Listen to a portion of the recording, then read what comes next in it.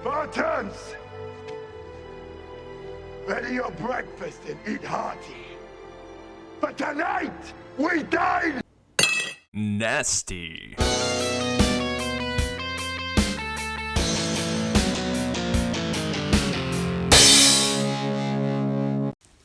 Welcome in to the 8th episode of the Tonight We Dyn Nasty podcast. I'm Gerard, joined here as always by Brent. How's it going, guys?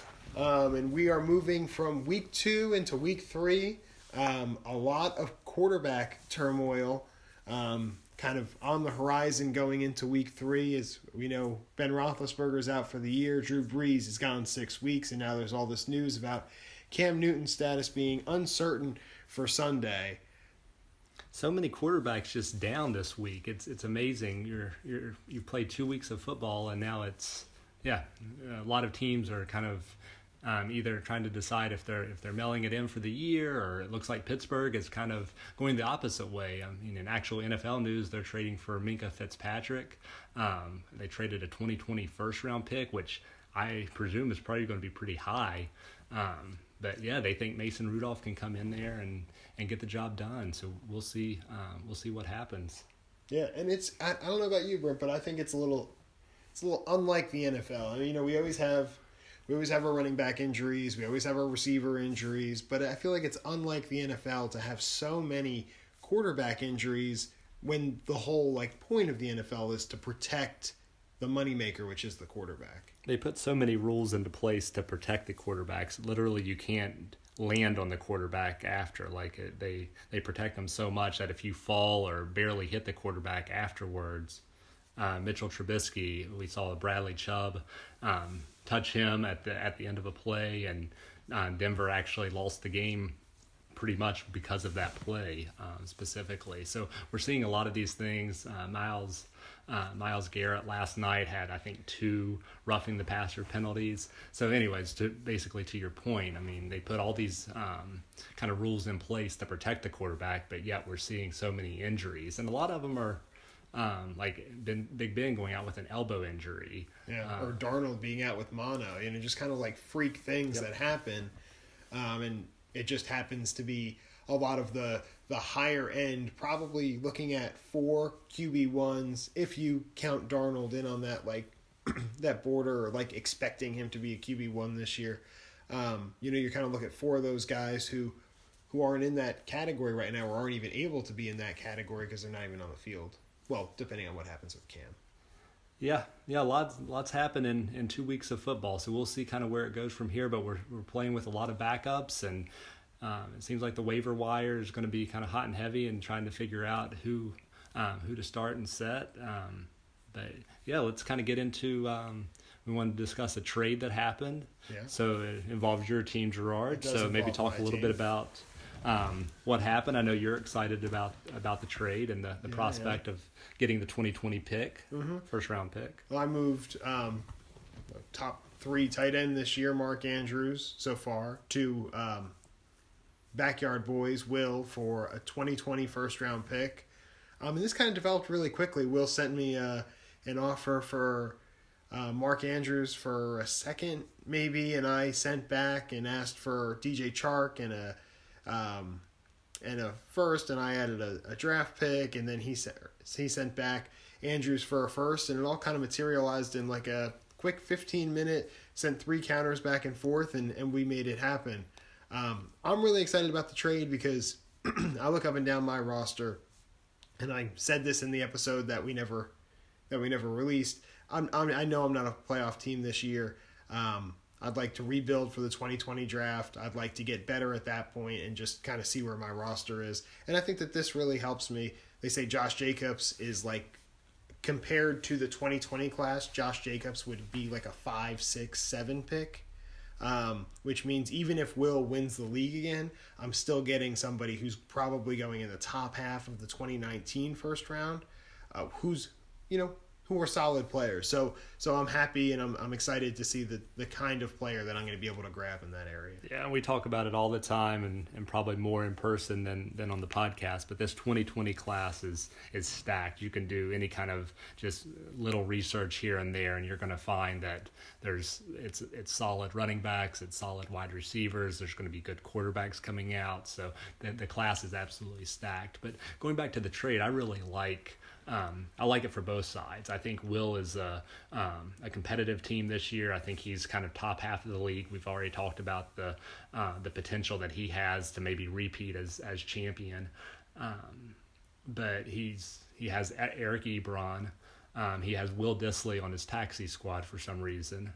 He hasn't moved him to the his now roster. He's got Mark Andrews. So now he has Mark Andrews coming up, and I actually think that's an upgrade to Eric Ebron. I think this year, kind of moving forward with Andrew Luck retiring and kind of how that Indianapolis Colts offense looks with Doyle coming back, I think Ebron is kind of playing second fiddle, or maybe not the tight end one that he was last year. So I think, and Mark Andrews is clearly Lamar Jackson's favorite target. So I think he's going to really bolster that tight end position, which is kind of a weak spot for Will's team, which his team is scary. You look at it week to week, he's putting up really big numbers, and Mark Andrews is only going to make him a better team. And then, like you said, for you, even if Will finishes 8-12, you're still going to you already have your 2020 first round pick, and then you're going to get a second one on top of that. So you're looking at maybe coming up, you could go either way, like running back, receiver, running back. But being able to kind of better players than I have on my team right now, I think, is the answer to the question. Yep. Because unlike every other position that I have on my team, probably the only strength I had was the three tight ends I have in Zach Ertz, Mark Andrews, and Darren Waller. So if there's going to be someone who's going to move to create space or to get draft picks, like, that's definitely the way to go. And I got to find out who my centerpieces are for this rebuild. So I think that this is one of those things. I traded Trey Burton in a 4th round pick. Mark Andrews was involved with the trade. I got David Moore back and a 3rd round pick and a 5th round pick, but it doesn't really matter at this point because that guy's not even in the league anymore. But from thinking that I traded Trey Burton in a 4th round pick to get a 1st round pick, who was Reichwell Armstead, David Moore, and Emmanuel Hall. I mean, I like that turnaround value there for me. Yeah. So I'm pretty happy with the deal. And exactly, it's like, I mean, it's all about value too. And Mark Andrews is a great piece, and he would have been a great piece for you moving forward. But if you can turn it around for what you did, I definitely think it kind of benefits, like I said, both teams at this point. Well, I think also trying to sell. I mean, I don't think Mark Andrews is actually going to decline in a lot of his production, but if he gets 8 receptions for 100 yards a game, he's not only going to break every reception record, but also yardage records for a tight end. So I mean, he played Miami and he played Arizona, 2 defenses who are notoriously terrible this year for covering the tight end position. So you're kind of hoping to sell high. You're definitely selling high. That's no question. But I do think Mark Andrews has the potential to be a top 12, top 10, top 12 tight end this year, and moving forward, obviously, in that offense. I think Lamar Jackson relies heavily on the tight end. So I think he's going to be a piece moving forward in that. So I think Will gets value not only this year, but moving forward as well. But yeah, I like the trade both ways. Yeah. All right. So that was last time we broke down about 3 trades. That was the only bit of trade news that that we had to break down. So we'll kind of go over what happened in week 2. Kind of a little vanilla. As we broke down before, Will took on Nick. It was the one game that we thought that person, one of the people didn't have a chance to win, and we thought Nick didn't have a chance to win, and that turned out to be true, as Will beat him by almost a little over 60, 136-73. Just big games by T.Y. Hilton. Not big games, but good games by T.Y. Hilton. Barkley had a good game. Zeke had a good game. Just kind of a solid all-around effort there for Will's team. Class of 2017 destroyed me, almost 100, beat me by almost 100, and really, he turned it on with Godwin on Thursday night and never really gave me much of a chance when Mahomes started throwing touchdowns at 4 o'clock. I was going to say, when we were projecting the games, we didn't give you much of a chance either. We And did I think not. after that Thursday night game with Godwin's performance, I think he had 26. Yeah, there was really no chance of that. Yeah, so after Godwin's performance, and then, kind of with Mahomes playing as well as he is, class of 2017 has a really good shot at making the playoffs, definitely, for the first time, and then I would say even moving forward from there. Mm-hmm. And the Jets are on the clock. They knock the Dominators down to 0-2. Another strong performance with the fifth highest score this week. They get away with a pretty good win. And then in a little bit of a surprise, we both picked Sick of It All to upset NJ Giants. But, NJ Giants comes in. He gets big performances from Odell Beckham. Emmanuel Sanders looks like he's back from the Achilles. Jared Goff had a much better game this week than he did the year before. And Travis Kelce is Travis Kelce. He puts up, all of those guys put up 20 points for him. He ends up putting up 147 for the week, which I believe was the second highest score, and he gets his first win of the year. Yeah, and just want to comment real quick on Odell Beckham. Like, this is a guy, obviously, that a lot was said in the offseason, transitioning from the New York Giants to the Cleveland Browns. What is he going to look like in that offense? I know that NJ Giants was still excited about him pairing up with Baker Mayfield and going with Jarvis Landry, but that week one he didn't produce that well. But this was back in his old stadium at MetLife, and he came out to play last night. He had a one-handed grab on the sideline. He had that basically just kind of a slant that he just took to the house from, I think, 90 yards. 89 to be exact. 89 yards. So yeah, I think this is a huge victory for NJ Giants on all fronts. Getting his top level guys, obviously Tyreek Hill's out for a little bit, but getting his top level guys playing the best that they can only means good things moving forward for NJ Giants. Mm-hmm.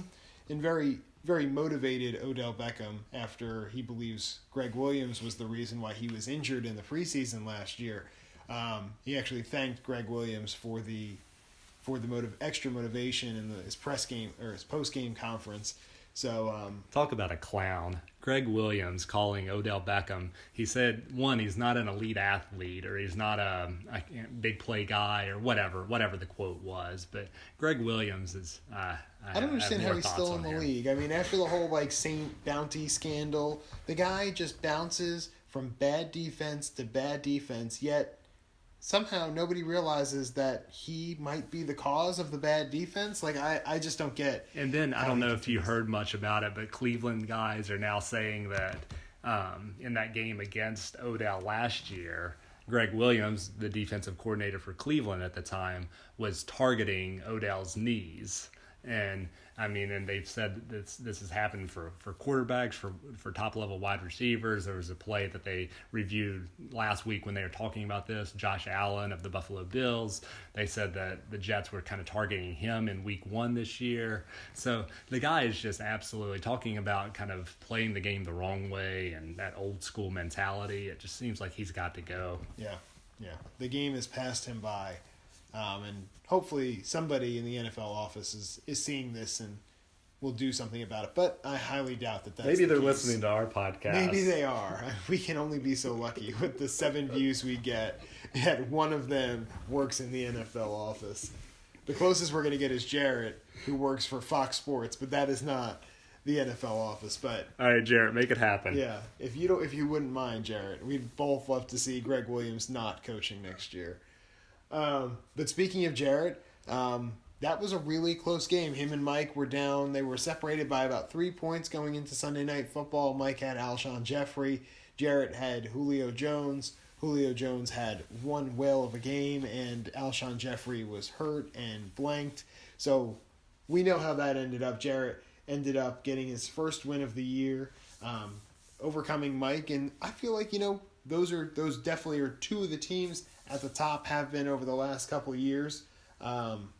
So when they square off, I feel like that always draws my attention. Yeah, and when we were predicting these games, we kind of disagreed on that. When I said that Hackenberger and Fries was going to take the victory there, and you obviously were correct with West Coasters. But it was a battle all the way through, and if Alshon Jeffrey, it would just been interesting to see. I don't think he would have topped Julio Jones's performance. Well, not after that 50-yard touchdown at the end. That pretty much sealed it. But yeah, I mean... But what a play, too. That was on 4th down, and that was basically the game clincher for Julio. Well, and also just, both of their teams, and we're going to get into Mike's team a little bit later, but kind of a game of just two what you thought would be top-end quarterbacks struggling. Kirk Cousins looks awful. I think at one point he was 3 for 11 or something like that. He couldn't complete a pass. And then I think he threw an interception on late in the 4th quarter, driving. Yeah. He threw an interception, a horrible pass. Oh, just a back at the end decision. zone. Yeah. It was just a bad decision all around. Just you can't make that. You can't make that play especially if you're on the road against the Packers. Yeah. You really wonder if Minnesota would like to have a lot of that money back and give it to Case Keenum, because he is actually playing pretty well in Washington now. And he took Minnesota to the what was it, the championship game, right? Yeah, it was the championship game. They got destroyed by Philly, but yes, I don't know if they'll make it back to the championship game if Kirk Cousins keeps playing the way that he does. Yeah. So that'll be an interesting to see. But Jarrett does have Kyler Murray on his bench, and that man is throwing the ball more than anybody in the NFL this year so far. So, and has played some good defenses too. I mean, obviously, I'm blanking on who they played. The Lions.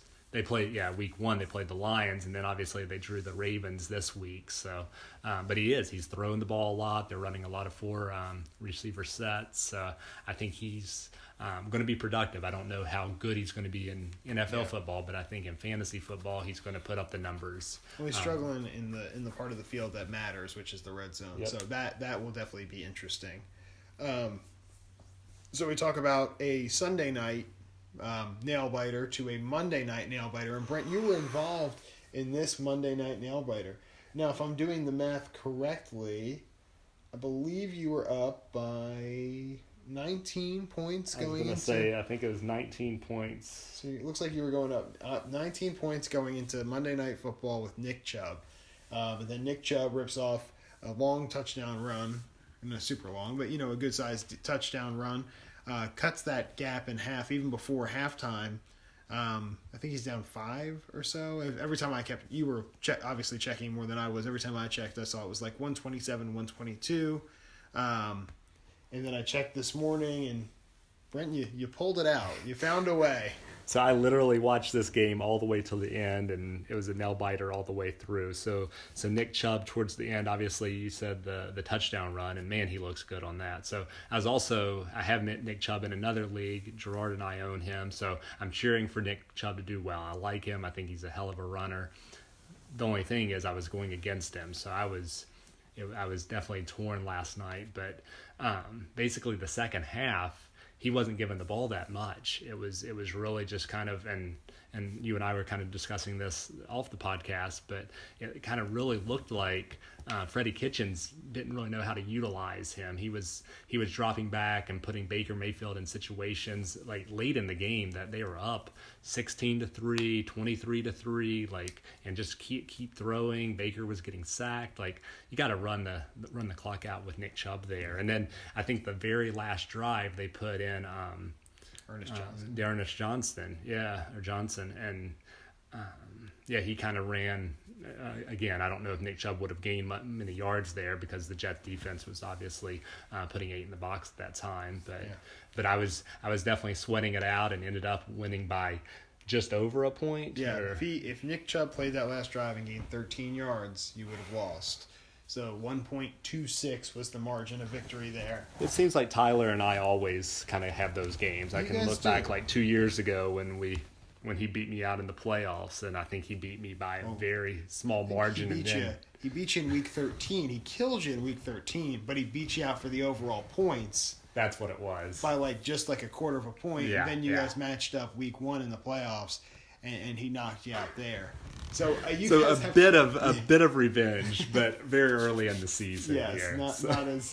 not as important as the ones that he or the revenge that or the initial blow that he landed on you. But maybe you guys will meet later in the year because he's looking pretty strong this year. Yeah, absolutely. And going into the week, you obviously took Tyler, and I kind of projected myself to win. I was hoping for a little bit more cushion there, but obviously you see kind of two of the top teams in the league as far as projected points and players and that sort of thing. And I think it's going to be a battle all year. I mean, that our division is definitely going to heat up as far as that team, and I think Hagenberger and Fries are going to rebound as well. But and then so through 2 weeks, I'd say a lot of things have not gone the way that I expected. What's like the biggest surprise that you've seen so far over these 2 weeks?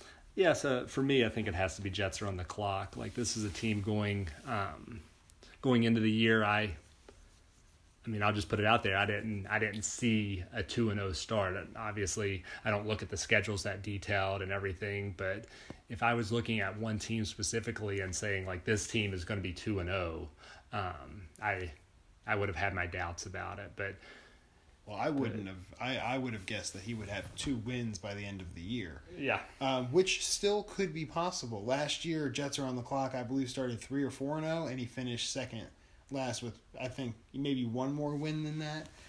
But he did get hit quite hard with the injury bug, and with Gronk and Brady didn't play super well. But he's kind of quickly rebuilt. I mean, and he has a slew of quarterbacks, but Lamar Jackson, I tell you what, like, I don't think he's going to play this well all throughout the year, but he's playing unbelievable right now. I mean, I'm just looking at the score now, so he put up 34 points this week. Don't know what it was last week, but I think it was more last week that he put up. So, I mean, if your quarterback is giving you that kind of production, obviously you're going to be competitive, if not winning more of your games. And then Terry McLaurin, like, comes out of nowhere, a rookie pick that I think it was fourth round rookie pick, which we always talk about value and picks and that sort of thing, and usually you don't value fourth round rookie picks that highly. And this guy's coming out and putting up back-to-back weeks of 10 points or more. Yeah, and then guys like Chris Connolly are jumping in and they're producing. You know, Jamison Crowder, not necessarily this week, but the week before had a lot of targets. Keenan Allen is playing like Keenan Allen was prior to last year, where he's pretty much the only weapon in that offense, and they're being treated. You know, he's being treated that way. He's being heavily targeted by Phil Rivers and putting up some big numbers. A lot of injuries in that Chargers offense, and you hate to see it, but like Mike Williams was dealing with something, even though he had a big catch this week. Hunter Henry is out for a few weeks. Like, Keenan Allen is that steady producer, so I mean, he's definitely the wide receiver one on Jets are on the clock. But I think he's going to continue to produce week in and week out. When we talk about volume, I mean, Le'Veon Bell should just change his name to the Jets offense. Because there is nobody else that's producing on the Jets offense besides Le'Veon Bell. 31 touches last night, 10 of them receptions. You know, he's not the most efficient with the work that he's getting, but he is making, you know, he's gathering points with every catch, every yard, and the Jets are on the clock are just cashing in. Yeah. Josh Jacobs had a strong first game. Vance McDonald had a good week this week. Guys on his bench that aren't even playing, like Raheem Mostart had an incredible game last week. McCole Hardman sitting on his taxi squad. Robbie Anderson is on his bench. You know, all guys who can come out and produce. And you know, Ronald Jones is also there. Who knows if Ronald Jones is actually gonna be something, because he looked really good week 1. He didn't get any touches week 2. So who really knows with that situation. But, you know, he's definitely in a situation where his depth right now is looking a lot better than it did in the offseason. Oh, absolutely. And we scrutinized and questioned his trading to get back into the 2019 draft. But those picks, like you said, Terry McLaurin is paying off. McCole Hardman looks like it's going to pay off. Deontay Johnson has a chance because Pittsburgh is done with Dante Moncrief after his one target and drop. He can't catch. I don't know why anybody bought into the fact that Dante Moncrief was going to be the number 2 wide receiver in that offense. Yes, it's pretty ugly. But yeah, just very, very impressive start. And he goes out and he's facing Fairbanks Flamingos this week. So that should be a really interesting game because we just talked about Tyler's team and his team is looking really good. And both guys who missed the playoffs last year. And if John can go 3-0, I mean, to me, the playoffs in this league, it's like a 6 win. So he's halfway to the playoffs if he wins this week. Yeah. No, it's been impressive. So obviously on one side of that is kind of a surprising team that's performing well. Talk to me a little bit about your surprise of the year so far. I mean, my surprise of the year is it's got to be Hackenberger and Fries. I mean, the guy who was like the gold standard in the league after season 1 is now 0-2. His roster does not deserve to be 0-2 though, which is kind of like, it's just kind of an interesting situation. Cam Newton has been terrible this year, the 28th ranked quarterback, and that's the guy who Hackenberger and Fries is kind of letting sink the ship for him. Todd Gurley had a really good week last week, but a really bad week 1. So I guess if Gurley continues to be up and down, it's just going to be, it's going to be more RB2, RB3 numbers and not the Gurley who was winning him weeks last year. Marlon Mack had a really good week 1, a really disappointing week 2. Granted, a tough Tennessee defense on the road, and he didn't get the big run. Wilkins got the big run, but Derrick Henry's looked pretty good. Kind of finished around the 15 to 25 range in his first 2 weeks. Chris Carson is another person that I like, but he's had some fumbling issues, so who knows what continues to happen with him, if he's the lead guy or if Penny starts to get some work, because Penny's looking pretty good. Well, I think, and you can continue kind of talking about this, but I think what you're talking about there is consistency. I think for the longest time, Hackenberger and Fries, it was just, all right, Gurley's going to get me 25 points every week.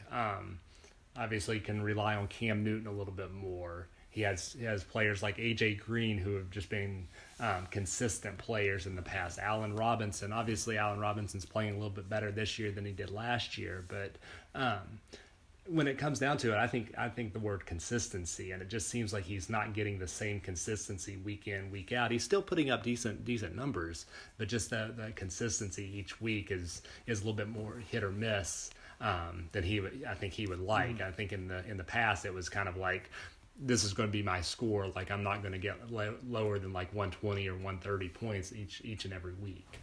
Yeah, and he goes from having almost like a plethora of tight ends with Vance McDonald and Evan Ingram and O.J. Howard, and now after a couple trades, which I like for him moving forward, he only is left with O.J. Howard, and O.J. Howard doesn't look like the one to own out of those 3 guys right now. No, not at all. When you see Evan Ingram, obviously Evan Ingram didn't have the same week as he had week 1 this past week, but you see Vance McDonald putting up near 20 points this week. Evan Ingram putting up 20-plus points in week 1. O.J. Howard, I believe, he had a 0 this week. Goose egg last week, yeah. A goose egg this week, and then I forgot what he got week 1, but I don't believe it was much better. 6 or something like that. So again, kind of that inconsistency. 4.2.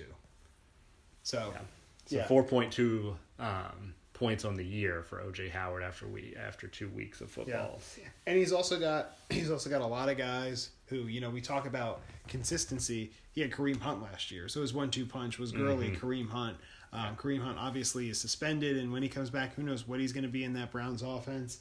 A.J. Green is out. Marquise Lee is out. Rashard Higgins is out. Zay Jones hasn't performed as well as he did at the end of last year. Devin Funchess is out for the year. Jerick McKinnon has never come back from his injury. I mean, he's got guys like Jalen Samuels and Devin Singletary, guys who he could make a difference later in the year, but at the same time,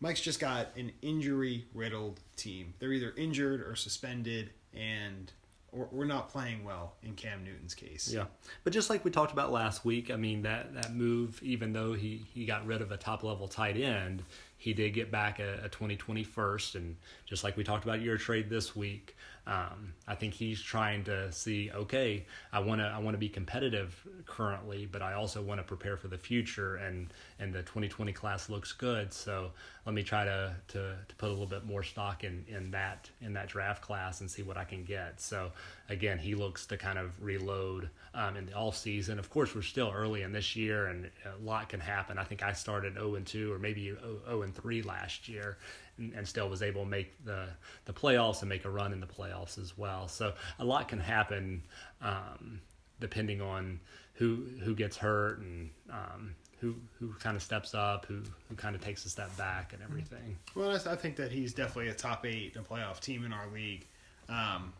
It's just a question of when he turns it on, because you obviously were struggling at one point, thought about trading to kind of rebuild, and then your team hit a hot stretch, and all of a sudden you're in second place. Mm-hmm. So yeah, I mean, it kind of goes both ways, and right now Mike's on the downswing, but that definitely could change. Can change as early as this week when he faces off against you.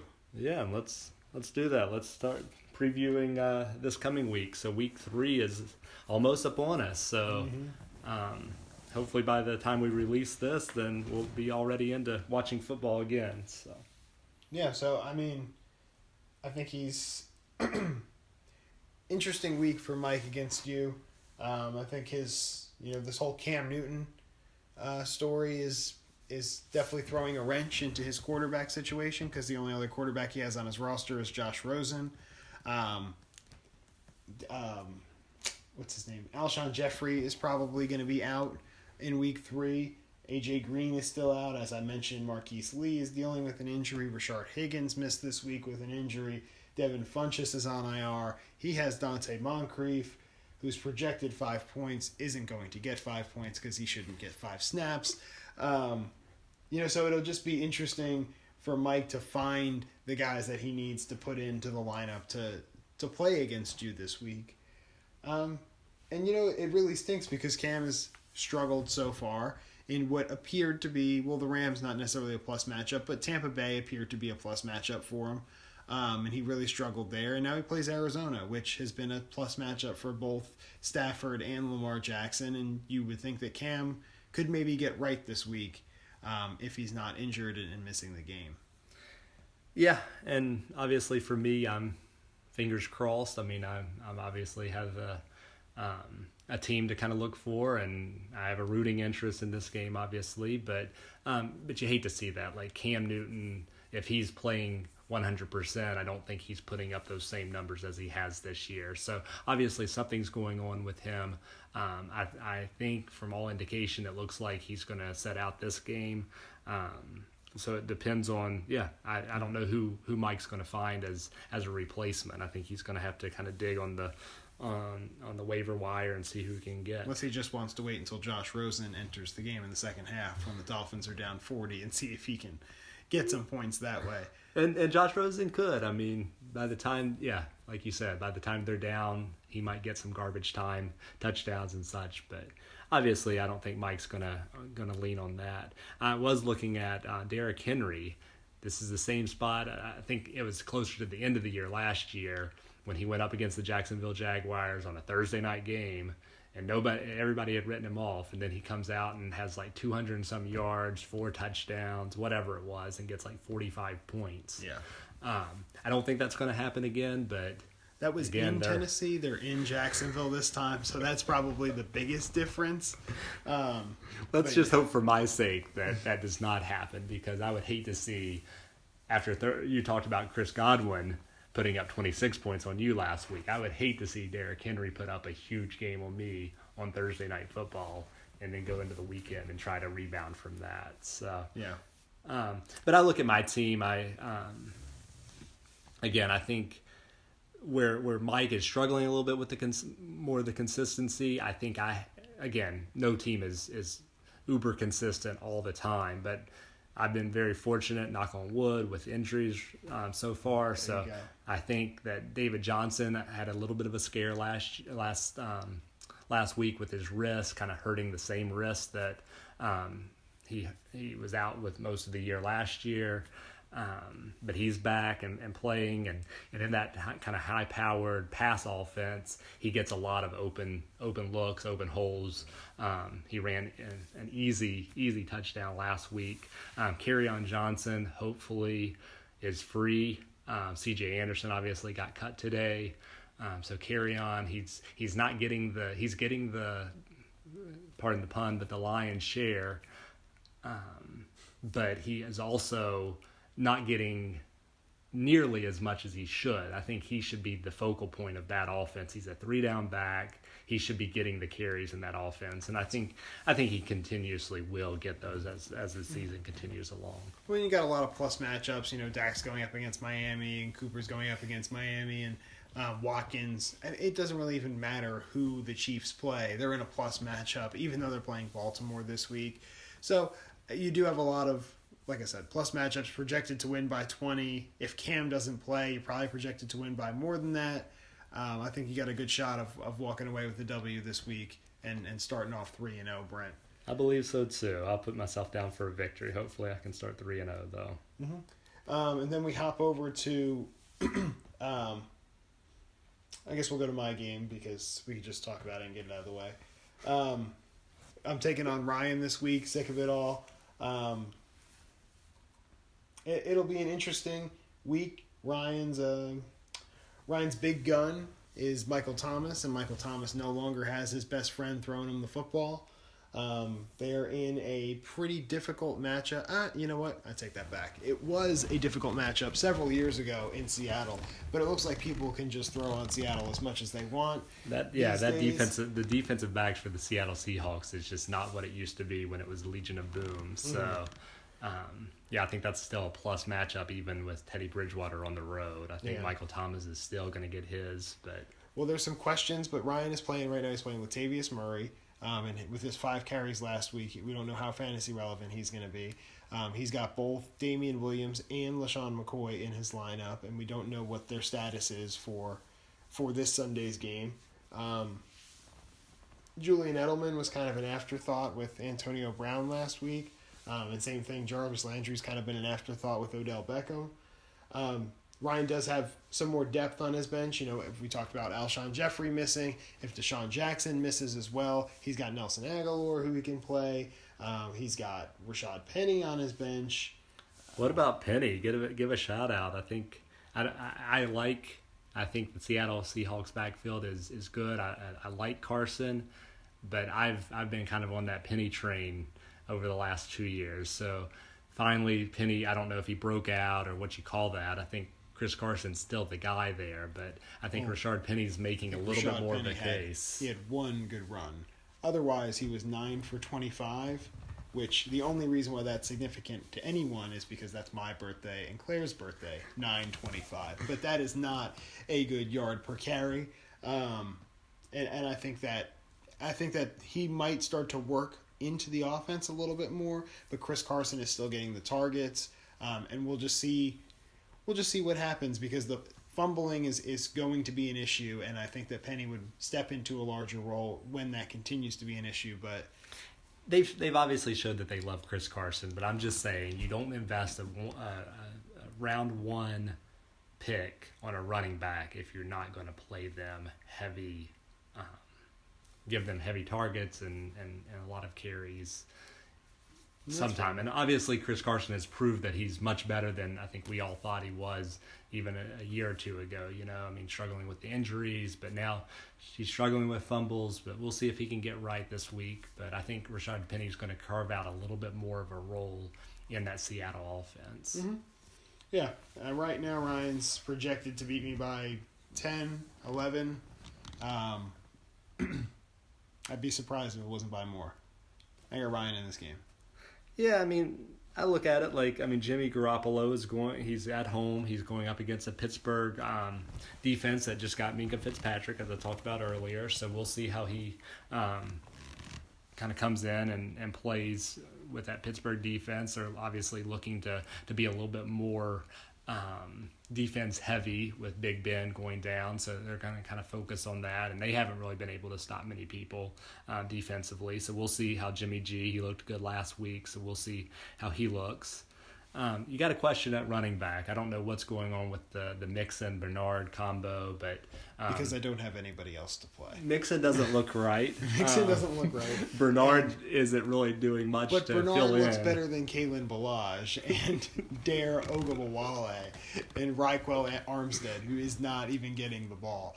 So that's what's you better going not on. be thinking about tanking. But man, looking at your team, I mean, I'm not tanking because I'm not playing worse players than I have available. I just don't have a good team. Flat out. We don't need to talk about it anymore. I think just the simple fact. You better hope that DeMarcus Robinson has that connection with Pat Mahomes week in and week out, because I'm not as high on the guy, but obviously I was thinking Sammy Watkins was going to be the answer there, and they targeted him, but DeMarcus Robinson looked like much better receiver this past week. And like you said before, Pat Mahomes, any target of or anybody who's in his wide receiving core could have a breakout game. Yeah, honestly, like I said, I'd rather finish in 10th than 4th. So we've got enough teams where I want to worry about winning. This is just an afterthought for me. Just try to get better for the But just future. to pick the teams, I also picked sick of it all this week to kind of rebound after that loss to NJ Giants and get right to 2-1. Mm-hmm. And then we move over to the Dominators, who's taking on West Coasters. Dominators looks to get off the schneid and get in the win column. I don't think it's going to happen this week. Week 1, he was close, didn't play Deshaun Jackson, probably would have given him the win. And no, who did he play? Did he play you? He played me. Oh. He wouldn't have got it close. Never mind. But then last week he really struggled. Rob. Obviously, Deshaun Jackson didn't play well. Tariq Cohen didn't play well. D.D. Westbrook didn't play well. Matt Breida had a good game but didn't find the end zone. Phillip Rivers didn't play well. T.J. Hawkinson didn't play well.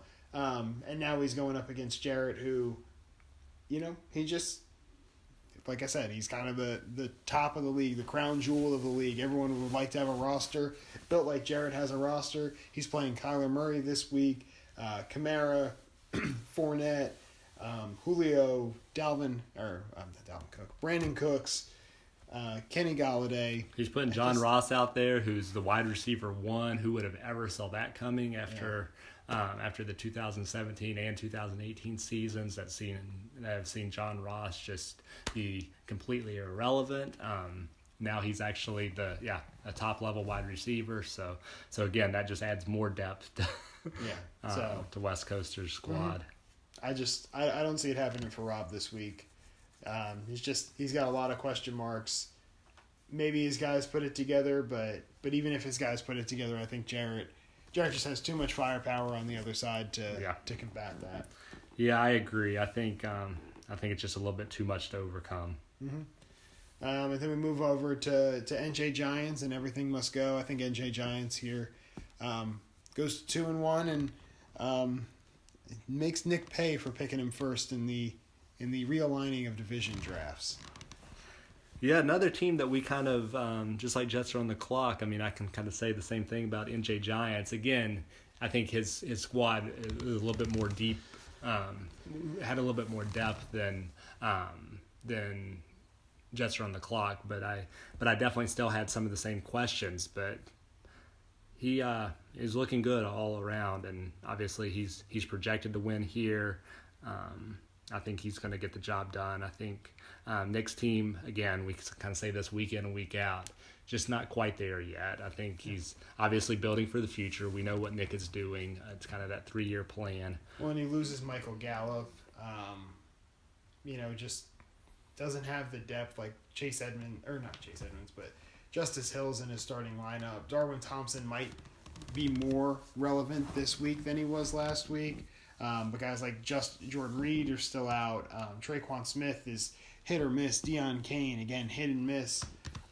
Dante Pettis just not targeted. Not targeted. I think he was 1 target or 2 targets this past week. Just I don't know what happened to him, but he had all that all-season hype and everything, and he just has not put it together. It looks like they kind of chose to go with Marquise Goodwin and Deebo Samuel as kind of their primary targets, and obviously George Kittle's there as well. Mm-hmm. But yeah, Nick's team is very young, and I think Jameis Winston's going to rebound this week, but I think all in all, there's just, again, too much firepower on the other side. So and just not enough on Nick's side. When you start 10 guys and you really can only come up with 3 or 4 starters, you're just not going to put yourself in a position to win week in and week out. So yeah, it's just Nick's situation at this point in the year. But like we say, he's building for the future. He's got his draft picks moving into the 2020 draft, and I think he'll be happy to use the first one on someone like Travis Etienne or maybe Jerry Jeudy or probably a running back. I don't think he wasted on a receiver. But DeAndre Swift, there's all kinds of talent. I oftentimes will just look at the updated depth of the 2020 class, just because I know I have two first round picks next year, and so I definitely get excited about it. But yeah, go and do your research on the 2020 class. It's a beautiful thing. Yeah, and then we move into one of your surprise team with the Jets on the clock being 2-0 against Tyler, who's probably a little pissed off that he lost by just a little over a point to you. He's going to come back. He's going to look to cause some damage against the Jets are on the clock.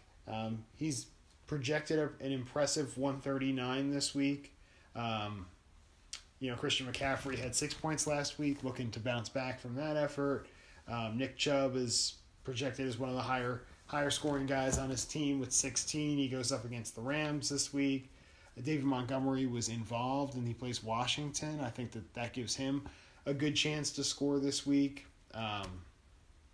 Robert Woods, Juju Smith-Schuster, Christian Kirk all have shown flashes that they look pretty good. I think Robert Woods will bounce back from a down week last week. Juju will be interesting, but Christian Kirk looked really good. Yeah, Juju's the one that I kind of want to highlight. I just can't believe that he's gotten off to the start that he has. Like, you talk about Christian McCaffrey not having the week last week. Juju's kind of done it now 2 weeks in a row. He's not put up duds, but it's not the typical. It's not the guy you picked in the first round. It's not the guy that you picked in the first round, and a lot of people are saying that Juju's kind of top 5 as far as moving forward dynasty wide receivers, and you kind of look at the wide receiver options and everything, and right now he's not playing as like a top 5 or even a top 10. Yeah. Well, you wonder if the Steelers are now thinking like, maybe we shouldn't have given up our best running back and our best receiver in back-to-back years and still thought that we were going to be that good. Yep. So, but he's got Evan Ingram in a plus matchup this week. I think Daniel Jones will benefit Evan Ingram. Evan Ingram is someone who likes to run down the seam. He creates separation, and Daniel Jones, at least from what we saw in preseason, is someone who likes to push the ball down the field, and I think that's only going to benefit Evan Ingram.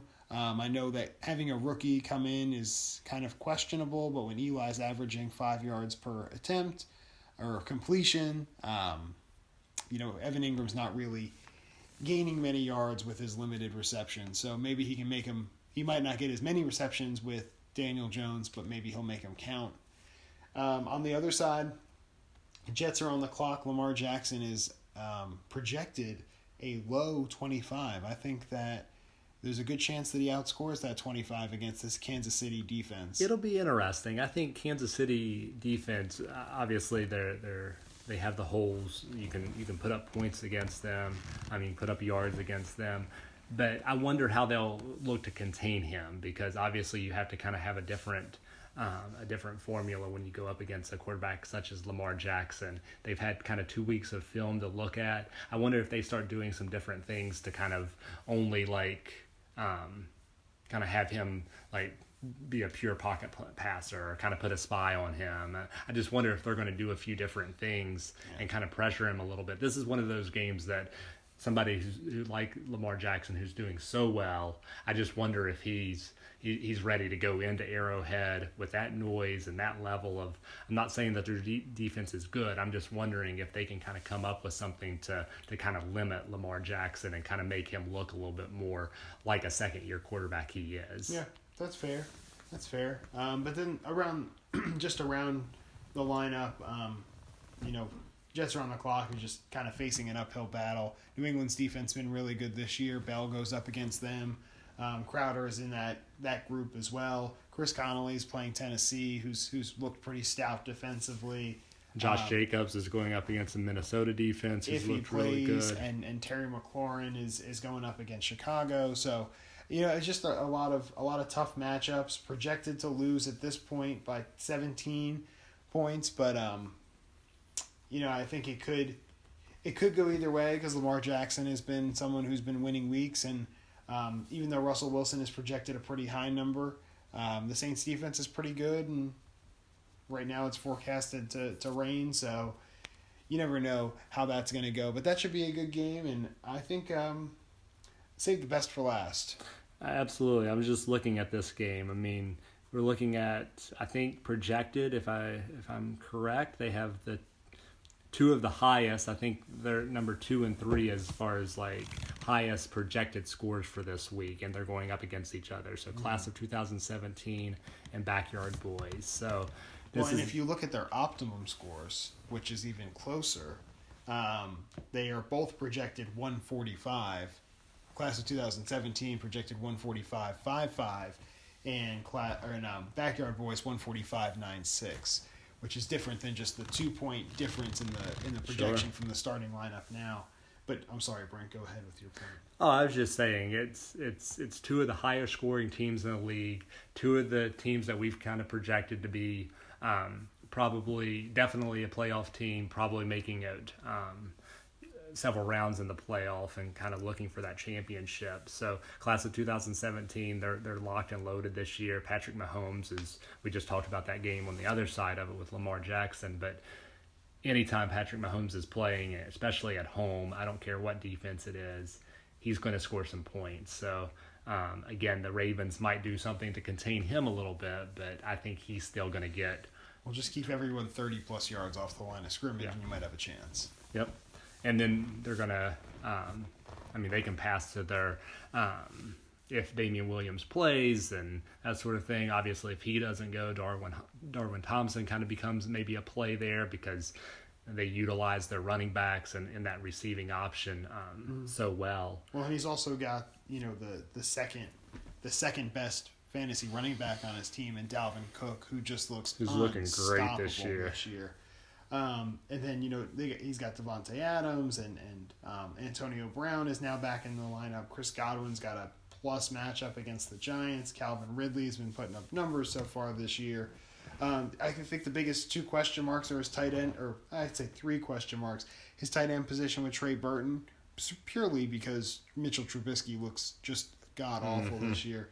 Devontae Freeman looks terrible, and Sony Michel was good last week. I don't know if he was like super efficient. He was good last week. He got a lot of carries. He got in the end zone. But what happens when push comes to shove and he's maybe not as efficient as Burkhead or White start to get more? Well, I think the question there is that Sony Michel doesn't get much involvement in the passing game. Even though in the offseason they said we're going to utilize him a little bit more in the passing game, they still have, Tom Brady loves to check down to James White, and he's still kind of getting his targets. Rex Burkhead's kind of come on, and he does that same thing that James White does as far as the with the receptions.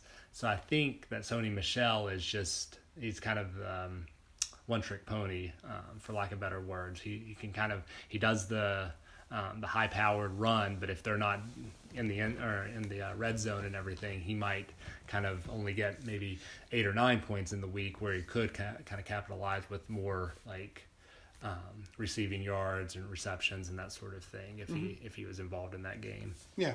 Then we move from the number 2 running back on class of 2017 to the number 1 overall running back this year. And Brent, do you know who that person is? I believe it's Austin Eckler. That is correct. It's Austin Eckler, who's sitting in Backyard Boys' starting lineup with Saquon Barkley and Ezekiel Elliott. If it wasn't good enough already, it just got a little bit better. So yeah, you have Ezekiel Elliott, you have Saquon Barkley, who are two of the, like, if you're kind of looking at a startup team, you'd look at them in the top 4. Oh yeah. As running backs for the future. And I mean, obviously we've talked a lot about this team and how scary they look, but now, yeah, you're absolutely right. Just kind of adding Austin Eckler to that, he's been unstoppable in that Melvin Gordon role. Mm-hmm. And I think that, you look at, I'm just looking up and down the projections here. Will's team is very top heavy. He's got 25 from Watson projected, 20 from Elliott, 20 from Barkley, 18 from Eckler, and then the next highest guy is T.Y. Hilton at 12. Malfi is definitely more spread out. He's got 24 from Mahomes, which that is just a ridiculous projection. Mm-hmm. Dalvin Cook's got 19, Devontae Adams at 18, Chris Godwin at 15, 13 for Antonio Brown, 12 for Sony Michel, 11 for Devontae Freeman, 10 for Calvin Ridley. So kind of just like all over the...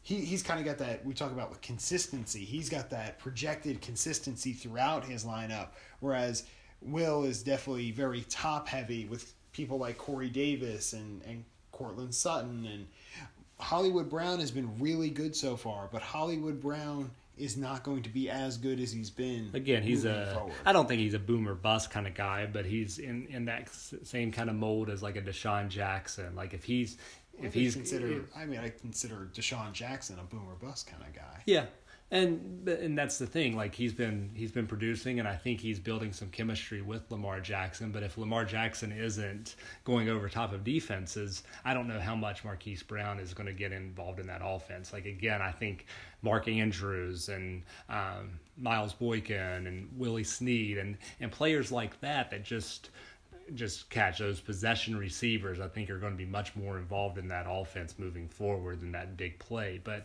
you know what? I did not see this role for Marquise Brown this early, and he's proved me wrong. And I said the same thing about Tyreek Hill a couple of years ago. I just didn't buy into it, and he obviously turned into one of the league's best receivers. So Marquise Brown definitely can do it, but I just don't have as much buy-in for those type of receivers. Mm-hmm. And just one really, just an interesting thing I was looking at about Will's roster is we talk about how there's not a ton of depth. There wasn't a ton of depth. I think he's done a better job through the draft and now with this Mark Andrews trade of gaining that depth. But if you look at his bench, I kind of think that, he's got DJ Chark on his taxi squad and Will Disley, two guys who could potentially help him out in a starting lineup, but he's kind of at a logjam here. He's got Burkhead and Richard and Cobb and Richardson, Ginn, Tate, Ebron, Henry, Everett, all on his bench who aren't eligible for the taxi squad, which is kind of like handcuffing him in a way and not allowing him to bring a guy up like DJ Chark, who's been a top 10 receiver this year. Will Disley, who's probably going to end up, if he's healthy, a top 10 tight end this year. Kind of handcuffing himself to keep all of his players by not dropping someone like Ted Ginn to bring up DJ Chark. Yeah, exactly. You don't know what the person's doing with having Ted Ginn, Paul Richardson, Gerald Everett on your bench when you're kind of seeing those guys as they might produce, but again, they're probably not going to have those big weeks where they can get into my actual lineup. And I agree with what you're saying. Like DJ Chark is a guy who could be in lineups. He looks like he's breaking out. Yeah. And you want to take advantage of that and not have him sitting on your taxi squad. Yeah, we're not trying to tell you what to do, Will, but kind of tell you what to do. Look at your depth and look at the taxi squad, and something doesn't add up. So you kind of talk about, obviously he drafted DJ Chark last year. He picked up Will Disley. I think these are two guys, like you said, that are young, that are looking to kind of break out, and having these veterans on your team that aren't really going anywhere and never really getting into your starting lineup. How valuable just like are Jalen they? Richard and his 1.8 total points in 2 weeks. I don't really know how much that's helping you. But also this is the guy who carried Jeremy Hill all of 2 years, I believe. And he briefly changed his name to something to tribute Jeremy Hill when he dropped him. But that's neither here nor there. But I think that's gonna be it for us, guys. Well, we didn't actually pick a winner there. Oh, we didn't? I'm curious as to who you would select on that one. Let me look at it again.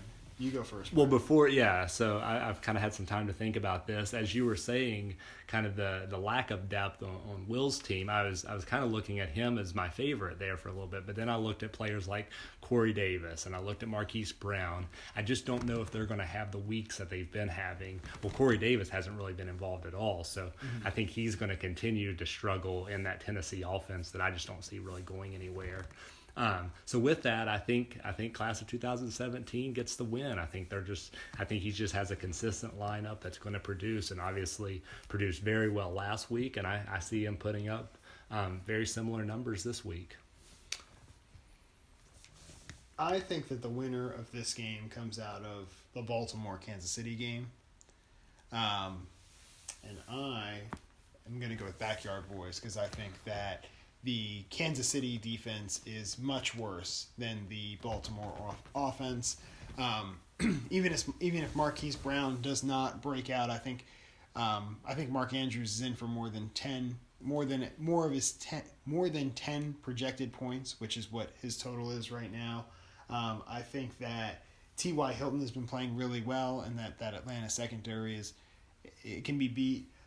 Jacoby Brissett's looking at him. I think that Saquon Barkley and Ezekiel Elliott both have plus matchups against Miami and Tampa Bay. So I think it's going to be a 4-player week for Will, but I think that those 4 players are going to be pretty good, and I think that might be enough to outlast Malf purely because of Devontae Freeman and Sony Michel. Yeah, and his tight end position. Absolutely, and we shall see. That's another exciting week ahead. Hopefully, we minimize the injuries this week, and everybody can kind of get through with their starting lineups, and everybody's healthy. But we know football is crazy, so it'll be interesting. Yep. So until next week, guys. Good luck to everyone, especially you, Ryan. All right, take care, guys. Thank you for listening to Tonight We Dyn Nasty. If you enjoyed our content, be sure to like and share with your friends. If you have any suggestions for us to talk about in our future fantasy endeavors, please leave a comment below and we'll be sure to talk about it. Thank you.